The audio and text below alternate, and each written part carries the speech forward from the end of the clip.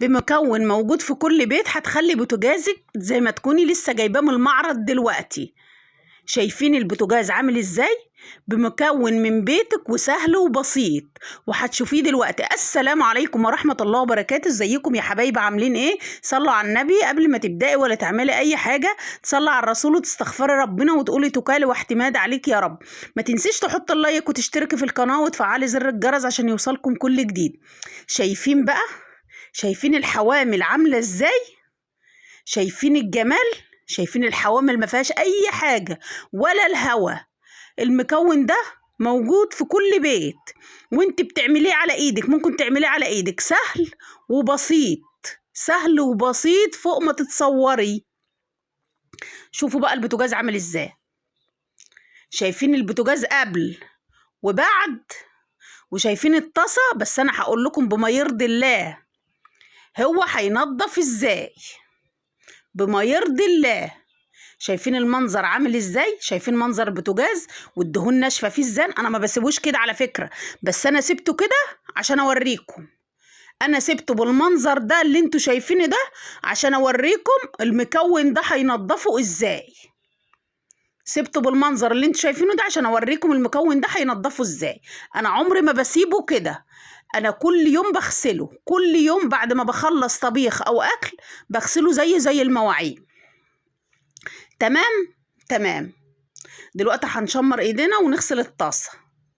طبعا انا هغسل الطاسه وهدعكها معاكم زي ما انتوا شايفين كده، وهقول لكم بما يرضي الله نطفت او ما نطفتش، لان الطاسه دي مش ألمونيا، سلستين. الطاسه دي سلستين مش ألمونيا.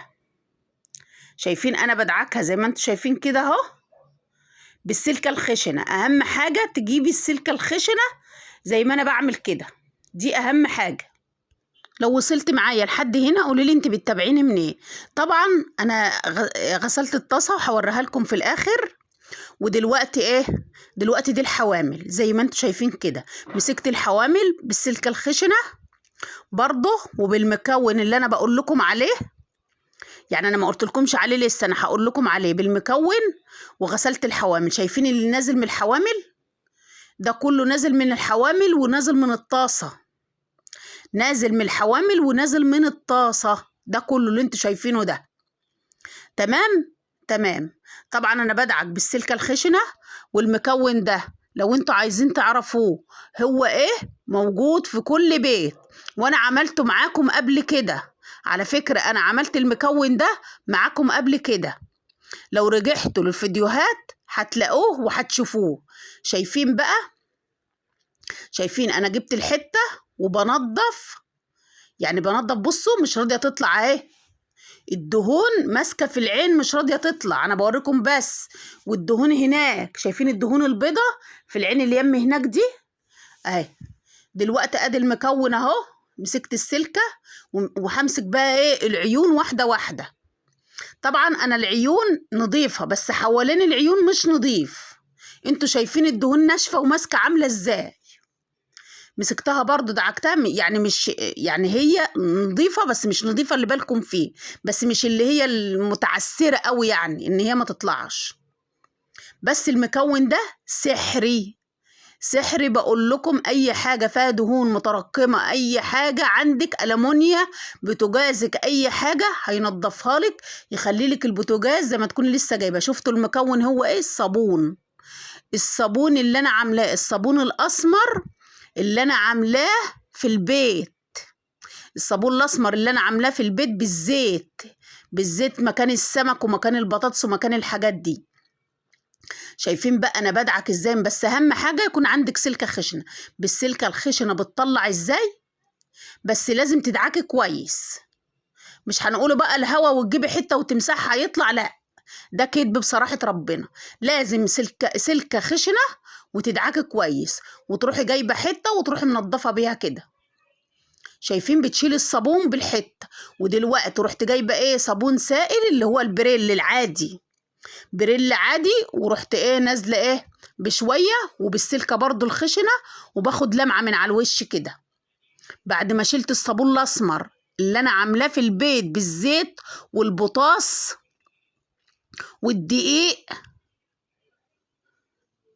انتوا ارجعوا للفيديو وانتوا هتشوفوه. لو وصلت معايا لحد هنا تصلي على الرسول واستغفري ربنا وقولي توكلي واعتماد عليك يا رب. شايفين بقى انا طول ما انا شغاله في البوتاجاز كده بنضف فيه وانا عماله اقول، عماله استغفر ربنا واصلي على الرسول. دلوقتي انا جبت ميه سخنه دلقتها في قلب العيون زي ما انتوا شفتوا كده عشان اسلكها.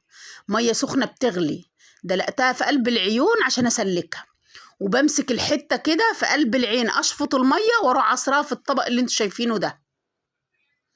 على فكره المواعين بتاعت الالمونيا كلها الحلل وكله ما بغسلهاش الا بيه.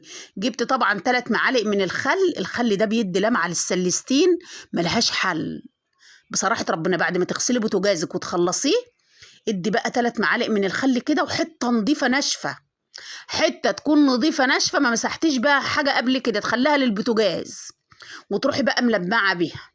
اهم حاجه حته نظيفه ناشفه تخليها للبوتاجاز تلمعي بيها. طبعا انا بلمع العيون زي ما انتوا شايفين كده. ده انا طبعا ما بشغلش الفرن بتاع البوتاجاز قد كده رخر، ما فيش دهون يعني، بشغل اللي هو الفرن اللي بالكهرباء الصغير دايما. والمفاتيح باخدها معايا برضو بالحته اللي من متعصه خل دي اللي يعني مكان الخل، وبمسك المفاتيح واحده واحده انضفها زي ما انتوا شفتوا كده. دي المفاتيح بتاعتي بنضفها بخليها قشطه. وادي الطاسه، شايفين الطاسه بصراحه ما نطفتش عن كده، ما نضفهاش اكتر من كده عشان ما اكذبش عليكم واقول لكم مش عارف ايه وحوار والكلام ده. طبعا انا خدت اللي هو بتاع البوتاجاز ده اللي هو الغطا غسلته في الحمام عشان انا عندي ايه المطبخ ضيق ما كنتش هعرف اغسله. مسكته غسلته بصابون عادي والسلكه الخشنه وعادي خالص.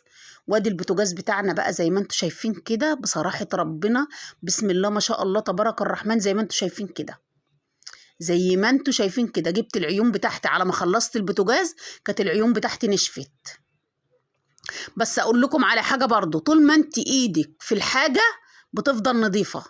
انا عشان ايدي في البوتاجاز بتاعي بصراحه ربنا هو نضيف دايما. طبعا انا بجربه زي ما انتوا شايفين كده.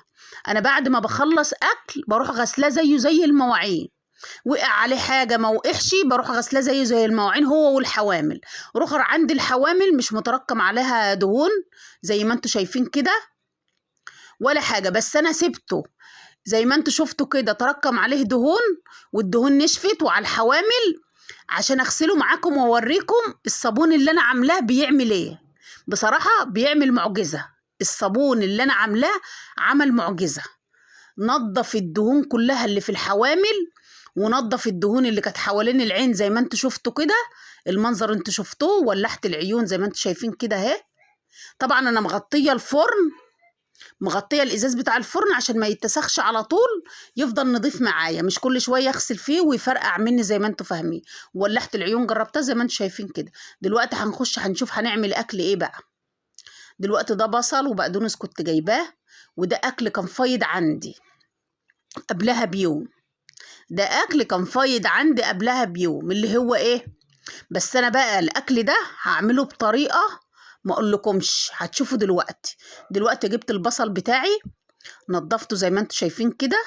هنضف طبعا، انا بشارككم يومي، انا مش جايه اعلمكم، انا لا جايه اعلمك تغسلي بوتاجاز ولا جايه اعلمك تطبخي ولا الكلام ده كله. انا بشاركك يومي، بشاركك اليوم بتاعي كامل انا عملت ايه في مطبخي. تمام تمام. دلوقتي ده فول جبته بقى هجيبه انقعه برضو، هنقع الفول بتاعي واركنه على جنب. لو وصلت معايا لحد هنا صلى على الرسول. طبعا نقحت الفول بتاعي وركنته، مسكت الرخامه بتاعتي نضفتها زي ما انتوا شايفين كده، خليتها فل شمعه منوره وكل حاجه نضفت مكانها بالحته اللي هي مدهون يعني مكان الخل، الحته اللي هي مكان الخل زي ما انتوا شايفين كده. ودلوقتي هعمل ايه الغدا اللي هو ايه، رز معمر. رز معمر لحد اول عقله صباع، البرام معاك الطاجن لحد اول عقله صباع. ده الطاجن بقى، ده بقى حوار. الطاجن ده حوار ما اقولكمش، ما تقوليش لعدوك عليه. هقول لكم طاجن ايه دلوقتي. دلوقتي ده الرز اهو. طبعا انا هحط الرز الاول في الفرن، وعلى ما الرز يستوي اكون عملت الخضار بتاعي اللي هو الغدا بتاعنا. طبعا انا كنت غسلت الرز وجبت اللبن بقى، هجيب اللبن اهوت عشان احط الرز. طبعا كان ده نص كيلو من اللبن، كملت عليه كمان نص كيلو. البرام من ده بياخد نص كيلو لبن، البرام من ده بياخد نص كيلو لبن، وفي برام بياخد نص كيلو رز، وفي برام بياخد اقل من نص كيلو رز. يعني ممكن نص كيلو رز وتمن، ما بياخدش اكتر من كده. انت بقى بتويمي بايدك بقى، هتقولي كله بتلخبط في بعضه، انت بايدك بقى هتشوفي المقادير. انت ليكي نظريه، انت هيبالك نظريه في المقادير بتاعتك. طبعا اللبن بتاعنا اهو هحط له ملح بس، ما تحطيش اكتر من كده. الرز ده ما بتحطلوش غير ملح بس. طبعا انت اي حاجه في بيتك، مش شرط لحمه ولا فراخ ولا الكلام ده كله، اي حاجه بتقضي واي لقمه بتقضي، ونحمده ربنا، نحمده ربنا ان يعني ده رزق من عند ربنا. يعني اللبن ده، يعني الرز ده قصدي، ما هو كله غذاء، في لبن اهو ورز وخضار. يعني ما يبقى موجود خضار، مش شرط لا لحمه ولا فراخ ولا الكلام ده. طبعا ده بتبقى اللبن بتاعه زياده، لازم تحط له ميه، لازم ينحط له ميه. يعني كل برام من ده ممكن تحط له فنجان ميه مع اللبن، لازم. ولازم اللبن بتاعه بيبقى زياده غير الرز التاني. طبعا انا كنت مشغله الفرن ليه ربع ساعه، الفرن بتاعي كان له ربع ساعه. ليه بقى؟ عشان ده فرن كهرباء، كان له ربع ساعه شغال، كان سخن قوي. كنت انا حطيت الرز، نضفت الرخامه بتاعتي وخدت حته الزبده. طبعا الرز معمر يعني زبده او قشطه. شفت الحله دي انا غسلاها بالمكون ده، بالصابون اللي انا عاملاه، الصابون الاسمر اللي انا عاملاه، اللي هو اللي انا غاسله بيه الحله دي. شايفين الحله عامله ازاي؟ طبعا دي كوسه انا جبتها غسلتها ونضفتها وخليتها فله شمعه منوره، لازم تغسلها كويس عشان بيبقى فيها رمله. وبقطعها زي ما انتم شايفين كده، وبقطع جزرايه، دي جزرايه هقطعها معاكم. والكوسه طبعا حوالي نص كيلو من الكوسه انا بقطعها معاكم برضو. ده هو اليوم بتاعي، وانا بشارككم اليوم بتاعي. لو وصلت معايا لحد هنا قوليلي انت بتتابعيني منين. ولو عندك شويه خضار زي دولت قومي اعملي الاكل ده، ما تكسليش، ما تقوليش العيال مش هيرضوا والكلام ده كله، لا والله. رك ما تعمليه وتحطيه على طبليتك، ولادك هيرضوا وهياكلوا والحمد لله وهيحمدوا ربنا. كلنا بنحمدوا ربنا على اي لقمه نلاقيها، الحمد لله والفضل لربنا ان احنا لاقيين لقمه ناكلها. نحمد ربنا على كل شيء. ودي بطاطسايه، وادي بسله. هتقولوا لي ايه ده؟ هقول لكم خلطتها بالصلصه. وديت دلوقتي بصلايه. هتقولوا لي كله على بعضه؟ كله على بعضه، بطاطس على جزر على كوسه على بسله على بصلايه، عادي. يعني هقول لكم انا، هي مشابهه شوربه الخضار كده، بس مش هنقول شوربه خضار عشان الولاد يعرفوا يغمسوها بالرز. دلوقتي انا نزلت بمعلقه كمون، معلقه فلفل اسود، معلقه ملح زي ما انتم شايفين كده. هنزل بمعلقه سمنه او زيت، اي حاجه الموجود عندك المتاح عندك، شويه زيت، ممكن حاجه من الاتنين. دلوقتي هولع البوتاجاز بتاعي اللي انا لسه غسلاه، وهنزل بالمكونات بتاعتي. طبعا هديها تقليبه محترمه تتشوح مع نفسها، اهم حاجه خليها تتشوح مع نفسها كده تشويحه محترمه. سيبيها بقى تتشوح كده. بس بالله عليكم اللي يشوف الفيديو يحط لي لايك ويكتب لي في الكومنتات، يجبر بخاطري في الكومنتات. ربنا يجبر بخاطركم يا رب زي ما بتجبروا بخاطري كده في الكومنتات.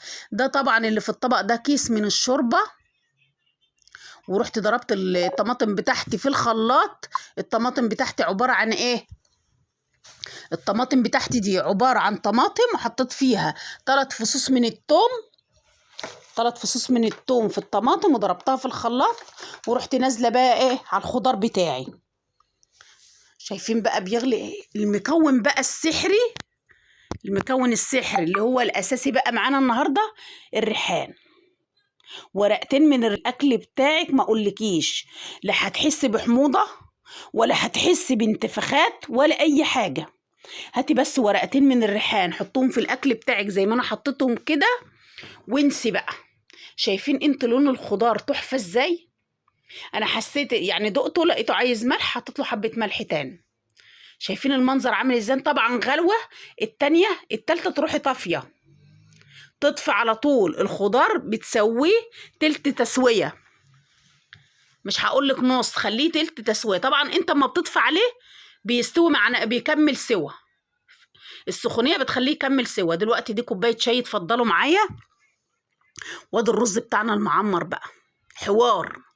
شوية رز معمر حوار، يستاهلوا بقكم. اتفضلوا معانا بجد والله العظيم، اتفضلوا معايا. ايه رأيكم بقى في شوية الرز المعمر ده؟ طبعا انا لازم انخسه بالمعلقة كده عشان لما اسقيه السمنة او الزبدة يشرب كله. انا ما بحبش احط السمنة في الاول بصراحة، بحب اسقيه كده. شايفين؟ انا بقى ما بلاقيها هتنزل من مكان بروح ايه نخساه قبل ما تنزل. طبعا لازم ينزل يعني مش مشكلة، بس المهم ايه؟ المهم ان احنا يعني ننخس كويس عشان يشرب كله من الزبدة. بس ايه رأيكم في شوية الرز المعمر ده؟ اعمليه بس بنفس الطريقة كده. بص ما اقولكيش، هو حوار بصراحة ربنا. طبعا احنا طلعناه سقناه السمنة زي ما انتوا شفتوا كده، وهترديه تاني في الفرن ربع ساعة. لا مش ربع ساعة يا ربي، حوالي 5 دقايق يتشرب. يعني يتشرب ايه؟ يتشرب السمنة بتاعته. هترديه تاني 5 دقايق او 7 دقايق بالكتير. طبعا هو في المرحلة دي كان مستوي، في المرحلة دي هو كان مستوي. طبعا مساحة الرخامة طبعا دي أهم حاجة. أول بأول كده تمسحي، تغسلي مواعينك. يعني مثلا وانت بتطبخي كده في مواعين، تروحي غاسلة مواعينك. مثلا حاجة اتبهدلت معاكي تروحي مروقاها. عيلك بهدل حاجة تروحي مروقاها. الرخامة بتاعتك اتبهدلت تنضفيها. في طبق في الحوض تغسليه. يعني ما تربطيش نفسك ان انت طبيخ بس. ايه رأيكم بقى في الطاجن الحوار ده؟ الطاجن ده حوار، طاجن حوار، ما تقوليش لعدوك عليه. ده طاجن ايه؟ ده طاجن كرشة. طاجن كرشة بس حوار، حوار ما اقولكيش، ما تقوليش لعدوك على الطاجن ده. بصراحة ربنا ما كنتش متخيلة ان هيطلع تحفة كده. دي كانت قبلها بيوم، انا كنت عاملة اكلة الكرشة دي قبلها بيوم، ففضل حتتين فرحت مفضياهم في الطاجن ورحت مدخلاهم الفرن.